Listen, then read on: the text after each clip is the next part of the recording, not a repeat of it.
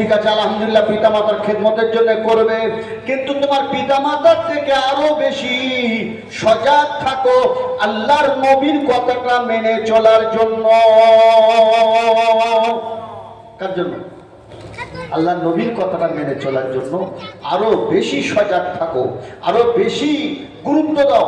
তোমার পিতা মাতার থেকে আমার কথা মেনে চলার আরো বেশি গুরুত্ব দাও, আরো বেশি সেটাকে পালন করো, আরো বেশি তার মধ্যে ডুবে যাও, তবে তোমরা ইমানদার হবে। অন্নাসে আজমাইন, একজন স্বামী স্ত্রীকে যতটা ভালোবাসে, নবী বললেন স্ত্রীর থেকে আমি নবী মুহাম্মদ আমাকে বেশি ভালোবাসতে হবে। একজন স্ত্রী স্বামীকে যতটা ভালোবাসে, স্বামীর থেকে বেশি স্ত্রীকে নবীকে ভালোবাসতে হবে। আবার স্ত্রীকে স্বামীর থেকে নবীকে বেশি ভালোবাসতে হবে। ভাইরা ভাই, ভাইরা ভাই, শ্বশুর জামাই একে অপরে যদি কেউ মানে কোনো বন্ধুত্ব করে, সে যে কোনো দিক থেকে বন্ধুত্ব হোক না কেন, ওই বন্ধুত্বের সম্পর্কটা বেশি হতে হবে আমি নবী মুহাম্মদ সাল্লাল্লাহু আলাইহি সাল্লাম আমার কথা মেনে চলার বেশি তোমার দায়িত্ব পালন করতে হবে। ভাইরা, আজকে দেখুন, আমি যদি একটা গ্রামের পরিচালক হই বা কোনো দেশের নেতা হই, তো আমার পিছনে কত লোক থাকবে আমার কথা মেনে চলবে, কিন্তু নবীর কথা মেনে চলবে কি? সে ভালো হোক আর মন্দ হোক সেটা আলাদা কথা, কিন্তু ভাইরা বাবাজিরা, একটা নবী বললেন যত সম্পর্ক আছে সব সম্পর্কের ভিতরে তোমরা যতটা গুরুত্ব দাও, যতটা তোমরা মেনে চলো, তার থেকে বেশি মেনে চলো আমার কথার গুরুত্ব দাও। যদি এটা না করো তাহলে তোমরা একজনও ইমানদার থাকবে না। বুঝে দেখো, আমার কথা মেনে চলবে আমার ভক্ত। ধরুন আমি একটা মৌলানা সাহেব, তো আমার একটা শিষ্য আছে, রাত 3টের সময় লামনা মেসেজ দেব, হুজুর কি খাবেন? বললো আরে একটা লিমকা হলে ভালো হতো। বললো হুজুর লিমকা তো নেই, আমরা তো থামসা এনেছি। বললো বাবা কালার তো খাই না। বাস, আচ্ছা হুজুর দাম গেছে, মোটর সাইকেলে চলে গেল, এ বাজারে ও সব দোকান বন্ধ, তো গিয়ে অনেক দূরে 7 মাইল দূরে গিয়ে একটা দোকান পেলো, তাকে ধাক্কা ধুক্কি দিয়ে তুলে লিমকা এনে হাজির। হুজুর লিমকাটা খেয়ে নিল। আমার কথার গুরুত্ব কত দিল? কিন্তু ফজরের যখন আজান হলো, ও গুরুত্ব দিয়েছে কি? ওর গুরুত্ব নেই। ও মাওলানার কথায় পাগলা হয়ে আছে, থামসা এনে খাচ্ছে, কিন্তু মাওলানা বলেনি যে বাবা খুব ভালো হয়েছে 7 মাইল যেতে। হুজুর 7 মাইল যেতে হলো? ও মাশাল্লাহ, তো 7 মাইল যে তোমার ঘর থেকে মসজিদ কত দূরে বাবা? বললো হ্যাঁ একটুখানি গেলেই মসজিদ। তা আজান শুনে ওরকম হয়, আজান শুনে এরকম জজবা আসে, একটু ধাক্কা যদি দিত, তার আরো মাথা হাত গুলে ফুট মেরে দেবে, ইয়া বাবা মাসা আমি দোয়া করে দিচ্ছি বাবা, ইয়া আল্লাহ, ওই যারা থামস আপ খেয়ে দিল হুজুর। আল্লাহ পাক আমাদের বোঝার তৌফিক দেন। প্যারা ভাইরা বাবাজিরা, আল্লাহ নবী, দয়ার নবী, সাহাবী হযরত ওমর। এবার গুরুত্বটা বোঝাচ্ছি কাকে বলে। আল্লাহ নবীর যে কাজের দায়িত্ব দিয়েছেন তার গুরুত্ব মা বাপের থেকে, ছেলে মেয়ের থেকে বেশি দিতে হবে, স্বামীর থেকে, স্ত্রীর থেকে বেশি দিতে হবে। আল্লাহ নবী সাহাবী হযরত ওমর বললেন, বাবা ওমর আপনি আমাকে কেমন ভালোবাসেন? বলে ইয়া রাসূলুল্লাহ, ইয়া হাবিবাল্লাহ, আমার ছেলে মেয়ের থেকে, আমার বিবি বাচ্চা থেকে, আমার ব্যবসা বাণিজ্য ধন দৌলতের থেকে বেশি আপনাকে আমি ভালোবাসি, কিন্তু আমার প্রাণটার থেকে নয়, আমার প্রাণের থেকে নয়, বাকি সব কিছুর থেকে বেশি ভালোবাসি। আল্লাহ নবী বললেন, ওমর এখনো তুমি কামেলে মুমিন হতে পারলে না। হযরত ওমর সঙ্গে সঙ্গে বুঝতে পারলেন, সেই বুখারী হাদিস একেবারে। আল্লাহ হযরত ওমর বলেন, ইয়া রাসূলুল্লাহ, ইয়া হাবিবাল্লাহ, আমার বিবি ছেলে মেয়ের থেকে বেশি ভালোবাসি, আমার ধন দৌলত থেকে বেশি ভালোবাসি, এমনকি আমার প্রাণের থেকে, আমার জানের থেকে আপনাকে আমি বেশি ভালোবাসি। বলুন না সুবহানাল্লাহ। আল্লাহ নবী বললেন, এখন তুমি পূর্ণাঙ্গ ইমানদার হয়ে গেলে। জোরে বলুন সুবহানাল্লাহ। এটা কখন হয়? ভালোবাসার প্রমাণটা কখন হয়? আনুগত্যের মাধ্যম দিয়ে, কথা মেনে চলার মাধ্যম দিয়ে বোঝা যায় এ কতটা ভালোবাসে, এ বাপকে কতটা ভালোবাসে, মাকে কতটা ভালোবাসে, স্ত্রীকে কতটা ভালোবাসে, তখনই বোঝা যায়। প্যারা ভাইরা বাবাজিরা, স্ত্রী যদি দেখে একটা মেয়ে ছেলে, স্ত্রী বলে আমার জন্য একটা আলুর চপ আনবে, উত্তর বাচ্চাগুলো আলুর চপ খায় নাকি, যখন যেতে এটা আনবে ওটা আনবে, সেটা কি মনে করেছিল, কিছু আনবো না, তা স্ত্রী বললো ঠিক আছে, স্বামীর হাতে পয়সা নেই। কিন্তু পাশে একটা মেয়ে ছেলে হঠাৎ বললো, দাদা কোথায় যাচ্ছ? বললো চাস্তো বোন, সে একেবারে বেশ ফিটিং ফাটিং। তো বললো কোথায়? বলে মার্কেটে যাবে। বললো তোর একটা মরদ হয় না, একটা আলুর চপে তো বোনকে খাওয়াতে পারো না? ওর ঠিক আছে যাবে, এখন 5টা আলুর চপে দেখা যায়। বলে এত কি হবে? বলে আরে একটু দাদার কাছে সকলে খাও, ভালো করে খাও। তখন তার স্ত্রী খুশি হবে না বেজার হবে? জোরে বলুন। আরে খুশি হবে না বেজার হবে? জোরে বলুন। নবীর জন্য সময় দিল না, নবীর কথা মেনে চললো না, দুনিয়ার অন্যান্যদের কথা এত মানতে লাগলো, শেষ পর্যন্ত কথা মানতে মানতে মানতে মানতে মানতে মানতে মারার হয়ে পড়ে। বুঝলেন ভাইরা, বালা মুসিবত আসছে, চার দিক থেকে মুসিবত। যার কথা মেনে চলার, তার কথা না মেনে চলে খালি বিভিন্ন রকম বিভ্রান্তির মধ্যে আমরা পড়ে আছি। আল্লাহ পাক আমাদের হেফাজত করুন। 2 নাম্বার হক হয়ে গেল, এবার 3 নাম্বার হক। প্যারা ভাইরা, বাবাজিরা, সবকে বলছি 3 নাম্বার হক। আমি সহজ করে বোঝাচ্ছি আপনাদের, যাতে আপনারা চট করে বুঝে নিতে পারেন, যদিও আলোচনা অনেক লম্বা, যেহেতু তো কোরআনের ব্যাপার। ও ভাইরা, বাবাজিরা, আল্লাহ পাক কোরআন পাকে বলেন, ইয়া আইয়ুহাল্লাযীনা আমানু লা তুকদ্দিমু বাইনা ইয়াদাইল্লাহি ওয়া রাসূলিহি ওয়াত্তাকুল্লাহ ইন্নাল্লাহা সামিউন আলীম। 3 নাম্বার হক হলো নবীর মর্যাদা রক্ষা করতে হবে, নবীর সম্মান রক্ষা করতে হবে।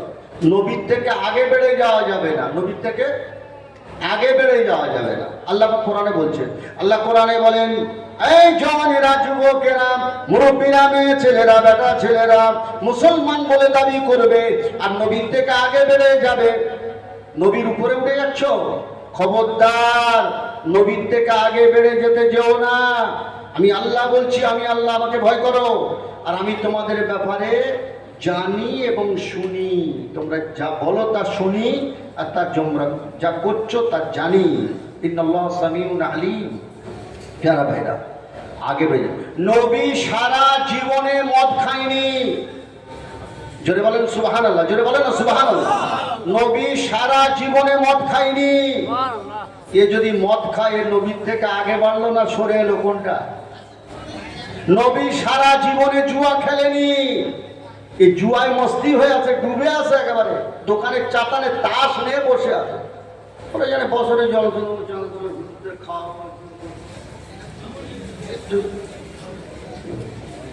কথা বুঝে গেল? আল্লাহ পাক আমাদের বলুন, নবী সারা জীবনে আপনার সুদ খায়নি, সুদ সুদ। তাহলে কি হবে? যারা নবীর থেকে আগে বেড়ে গেল মহল্লায়, তাদের ডেকে একবার বোঝানো হয় কি কি না, যে যার ইচ্ছা করো বাবা, যা পারে। কথা বোঝা গেল? হ্যাঁ, নবীকে কিভাবে বেয়াদবি করা হচ্ছে, পাড়ায় পাড়ায়, ঘরে ঘরে। ভাইরা কি বলবো, আল্লাহ পাক আমাদের হেফাজত করুন। আল্লাহ নবী সাল্লাল্লাহু আলাইহি সাল্লাম বলছে, আল্লাহ নবীর উপরে আল্লাহ পাক ওহী নাজিল করে জানিয়েছেন। এখন ওর ব্যাখ্যা অনেক লম্বা, আমি আরেকটা আয়াত বলছি আপনাদের বোঝার জন্য। ইয়া আইয়ুহাল্লাযীনা আমানু লা তারফাউ আসওয়াতাকুম ফাওকা সাওতিন নাবিয়্যি।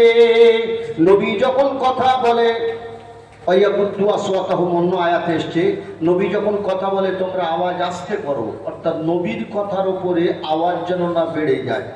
2 নাম্বার হচ্ছে, নবীর কথা যেখানে হবে, নবীর নাম যেখানে উচ্চারণ হবে, সেখানে আওয়াজকে বাড়িয়ে নবীর কথা চাপা দিতে যেও না। এটা হয়েছিল কি, হযরত আবু বকর, হযরত ওমর রাদিয়াল্লাহু নবীর কাছে বসেছিলেন, আর একটা এলাকায় একজনকে নেতৃত্ব দেওয়া হবে, সেই এলাকা পরিচালনার দায়িত্ব দেওয়া হবে। তো কাকে দেওয়া হবে? হযরত আবু বকর একজনের নাম বললেন, হযরত ওমর রাদিয়াল্লাহু একজনের নাম বললেন। আর এই বলা বলিতে কথা কাটাকাটি হতে আওয়াজটা জোর হয়ে গেল। আল্লাহ পাক ডেটে দিলেন, ওমর, আবু বকর, আওয়াজ আস্তে করো। বুঝতে পারছেন? অনেক লম্বা ঘটনা। এখানে 10টা আদব বলা হয়েছে নবীর, এখানে সূরা হুজুরাতের একবার শুরুতে 10টা আদব। প্যারা ভাইরা, বাবাজিরা, একবার চিন্তা করে দেখুন, মসজিদে মসজিদে আজান হয়, মসজিদে মসজিদে আজান হয়, ওই আজানে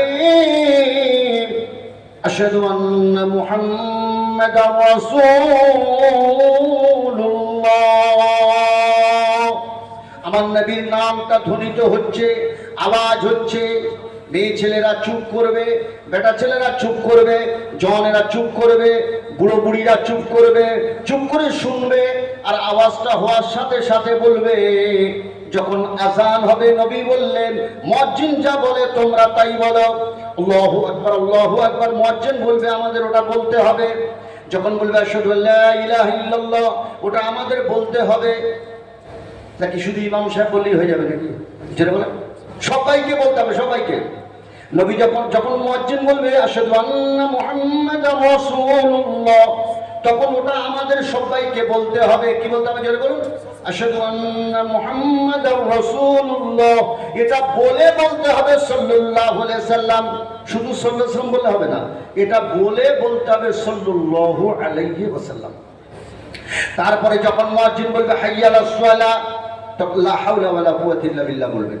তারপর হাইয়া আলাল ফালাহ, লা হাওলা ওয়ালা কুওয়াতা। তারপরে বলবেন আল্লাহু আকবার আল্লাহু আকবার, আপনি তাই বলবেন। লা ইলাহা ইল্লাল্লাহ, তাই বলবেন। আযান হয়ে গেলে আযানের পর একটা দরুদ আছে আমার নবীর শানে শান মর্তবা বাড়াবার জন্য। আল্লাহুম্মা রাব্বা হাযিহি দাওয়াতিত তাম্মা, যেটা আযানের মোনাজাত বলি আমরা, ওই দোয়াটা পড়তে হবে।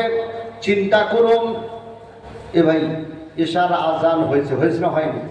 আমি বলবো না, হাত তুলুন, একবার মনে মনে চিন্তা করে দেখুন তো। আমরা বলেছিলাম